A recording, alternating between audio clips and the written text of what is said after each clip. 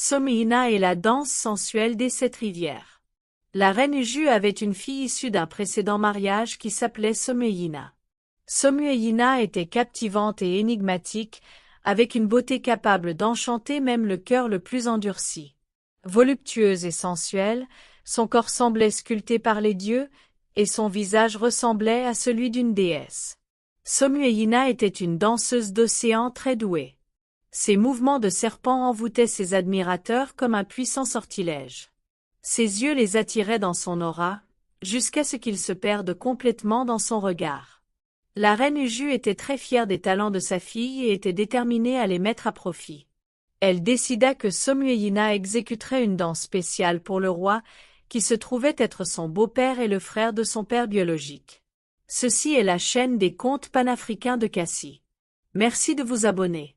Il était une fois, dans le royaume prospère d'Iloka, où Igwe-Jika régnait avec un mélange de splendeur et de tyrannie.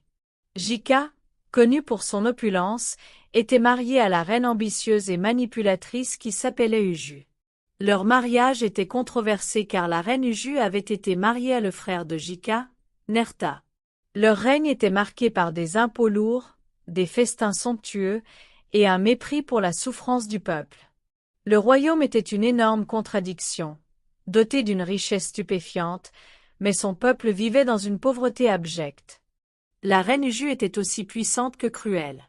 Elle s'adonnait à la sorcellerie et aux pratiques occultes, cherchant à consolider son pouvoir par la manipulation et la tromperie. L'influence qu'elle exerce sur le roi Jika était profonde. Elle le contrôlait, lui faisant exécuter tous ses désirs. Tout ce que la reine Uju voulait, elle l'obtenait, même si elle devait tuer pour y parvenir. Le roi l'aimait, mais le peuple la méprisait. Les agissements de la reine Uju parvinrent aux oreilles d'Ordika, le puissant prophète qui vivait dans la vallée. Ordika était un homme étrange qui se nourrissait de termites et de fruits de palmiers. Ordika était né dans des circonstances mystérieuses. Sa naissance fut prédite par un voyant local qui avait proclamé qu'il deviendrait un grand prophète. Connu pour sa sagesse et sa perspicacité spirituelle, Ordika grandit avec une profonde compréhension des anciennes traditions et du message divin. Il devint plus tard un messager hautement respecté du Panthéon. Les dieux voulaient la justice et l'équité pour le peuple d'Iloka, donc ils envoyèrent Ordika pour donner un avertissement sévère à la reine Uju et à son mari. La dénonciation audacieuse d'Ordika concernant les pratiques immorales du roi Jika et de la reine Uju, y compris leur mariage illicite, provoqua de vives tensions dans le royaume. Ces appels au changement et à la repentance constituaient une menace directe à l'autorité du roi et aux manœuvres de la reine. La reine voyait Ordika comme une menace pour son pouvoir et orchestrait un plan pour le faire taire. Pour renforcer son règne et apaiser sa cour, le roi Jika organisa un grand banquet. L'événement serait rempli d'opulence, où les invités seraient divertis par la musique, la danse et des festins somptueux. Il s'agissait d'une démonstration de pouvoir du roi, mais aussi d'une façade cachant la corruption plus profonde du royaume. La reine Uju avait une fille issue d'un précédent mariage qui s'appelait Someïna. Someïna était captivante et énigmatique, avec une beauté capable d'enchanter même le cœur le plus endurci. Voluptueuse et sensuelle, son corps semblait sculpté par les dieux, et son visage ressemblait à celui d'une déesse. Someïna était une danseuse d'océan très douée. Ses mouvements de serpent envoûtaient ses admirateurs comme un puissant sortilège. Ses yeux les attiraient dans son aura, jusqu'à ce qu'ils se perdent complètement dans son regard. La reine Uju était très fière des talents de sa fille et était déterminée à les mettre à profit. Elle décida que Someïna exécuterait une danse spéciale pour le roi et ses invités. Mais cette danse n'était pas ordinaire. Il s'agissait d'une danse des 7 rivières, d'une danse de sirènes et de nymphes, et d'une danse qui rendait la danseuse totalement irrésistible aux yeux de ceux qui la regardaient. Le matin du banquet, Someïna effectua un bain rituel près du bord de la rivière, paré de roses parfumées, d'hibiscus et de perles de taille en quartz rose. Elle a ensuite effectué un rituel de glamour captivant en utilisant ses otangels et houlis, fabriqués à partir de pigments naturels, créant ainsi un look sensuel et envoûtante. Lors du banquet, la fille d'Uju, Someïna, dansa avec tout son cœur devant le roi et ses invités. La danse de Someïna était une démonstration enchanteresse d'élégance, de rythme et de charme, tenant le public sous son charme. Le mouvement fluide de ses hanches, Les cercles rythmiques de son bassin et les frémissements sensuels combinés avec des mouvements gracieux en forme de huile lui conféraient une aura presque éthérée, d'un autre monde. Le roi Jika, complètement captivé, se trouva envoûté par la performance de sa belle-fille. « Tu es si belle », dit-il après la prestation de Somueina, sa voix haletante de désir. « Que désires-tu ? Demande, et c'est à toi. » Somueina sourit malicieusement. Elle avait le roi Jika exactement où elle le voulait.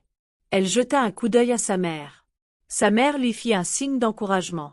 Puis, elle se tourna vers le roi. « Je veux. » commença-t-elle, puis s'arrêta. Puis, avec plus d'audace, elle reprit. « Je veux la tête du prophète Ordika sur un plateau d'argent. » Il y eut un silence dans la salle. Quelle audace! Puis les murmures commencèrent.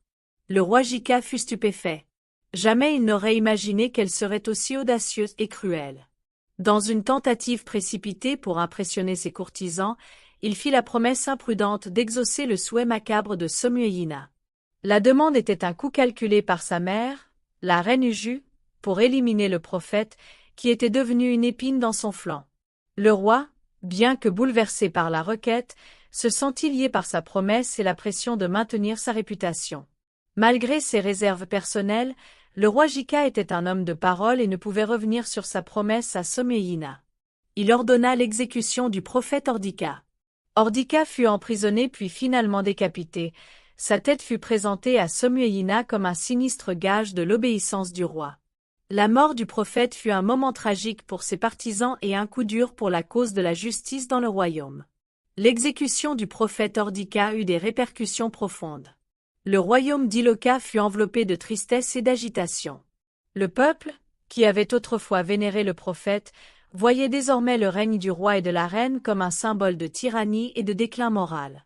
Les murmures de rébellion et les appels à la justice commencèrent à se faire entendre parmi la population. Le règne du roi Jika commença à se désagréger alors que la dissidence grandissait. Son incapacité à répondre aux besoins du royaume et son acceptation des intrigues d'Uju entraînèrent une instabilité croissante. Le roi autrefois puissant se retrouva isolé et face à un royaume en ruine. Sa femme, Uju, fut finalement tuée par le peuple d'Iloka, et le roi Jika connut une fin atroce sur le champ de bataille. Après la chute du roi, le royaume d'Iloka traversa une période de réflexion et de reconstruction. Le peuple chercha à rétablir la justice et la droiture, inspiré par l'héritage du prophète défunt. La vie et la mort du prophète Ordika devinrent une leçon profonde pour les générations futures. Son engagement indéfectible pour la vérité et la justice contrastait avec la décadence morale de son époque. Le royaume d'Iloka, après avoir fait face aux conséquences des actions de ses dirigeants, se dirigea vers une nouvelle ère, en quête de rédemption et de réforme.